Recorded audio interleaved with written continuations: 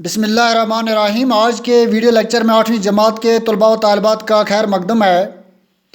مضمون اردو ہے، عنوان کاہلی، اور آج کا ٹاپک بھی یہی ہے۔ پیارے بچوں، پچھلا ویڈیو لیکچر آپ کو یاد ہوگا۔ آگے بڑھنے سے پہلے آپ لوگوں کو یہ جاننا ہوگا کہ کاہلی مضمون کے مصنف سر سید احمد خان ہی وہ ایک نیک اور عظیم آدمی تھے۔ وہ ایک اصلاحی مضمون نگار تھے۔ وہ چاہتے تھے کہ برصغیر میں بسنے والے لوگ نیند سے بیدار ہو جائیں اور اپنے مستقبل سنوارنے کی کوشش میں لگے رہیں، کاہلی، سستی اور وحشیانہ پن سے دور رہیں اور ایک مہذب اور مفید شہری ہونے کا ثبوت دیں۔ آگے بڑھتے ہی ایک ایسے شخص کی حالت کا خیال کرو جس کی آمدنی اس کے اخراجات کے مناسب ہو اور اس کے حاصل کرنے میں اس کو چنداں محنت و مشقت کرنی نہ پڑے، اور وہ اپنی دلی قوا کو بھی بیکار ڈال دے تو اس کا کیا حال ہوگا۔ یعنی ایک ایسے شخص کی مثال آپ لے لو جس کو زیادہ محنت نہ کرنی پڑے، جس کو آمدنی موزون انداز میں چل رہی ہو، زیادہ محنت مشقت نہ کرنی پڑے، اور وہ اپنے دلی قوا کو بیکار چھوڑ دے تو اس کی کیا حالت ہوگی۔ یہی ہوگا کہ اس کے عام شوق وحشیانہ باتوں کی طرف مائل ہوتے جائیں گے۔ اس کے جو شوق ہیں وہ وحشیانہ کاموں یا باتوں کی طرف راغب ہوتے جائیں گے۔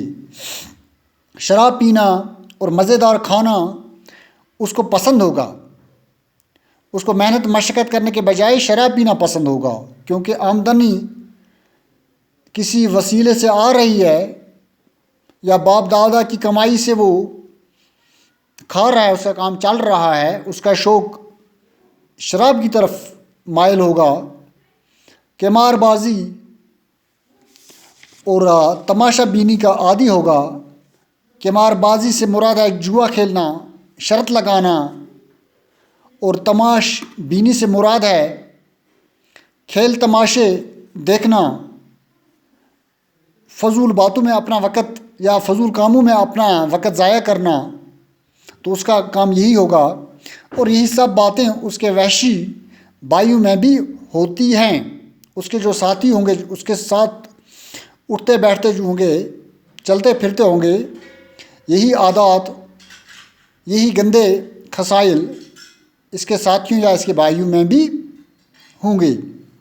البتہ اتنا فرق ہوتا ہے کہ وہ فوہڑ بد سلیقہ وحشی ہوتے ہی اور یہ ایک وزادار وحشی ہوتا ہے۔ فرق صرف اتنا ہوتا ہے جو اس کے ساتھی ہوتے ہی وہ زیادہ فوہڑ ہوتے ہی، غیر مہذب ہوتے ہی، ناشائستہ باتیں کرتے ہی، لوگوں کی نظروں میں گرے ہوتے ہی، اور وہ بدنام ہوتے ہیں۔ اس کے برعکس یہ لوگ ظاہری طور مہذب دکھائی دیتے ہیں، لیکن ان کا اندرون وحشی ہوتا ہے۔ وحشی پن ان کے اندرون میں کوٹ کوٹ کر بھرا ہوتا ہے۔ پیارے بچوں، آج کے لیے اتنا ہی۔ آپ لوگوں کے لیے کچھ لفظ معنی میں نے یہاں پہ لکھے ہیں جو آپ کو سمجھنے میں اور زیادہ مدد کریں گے۔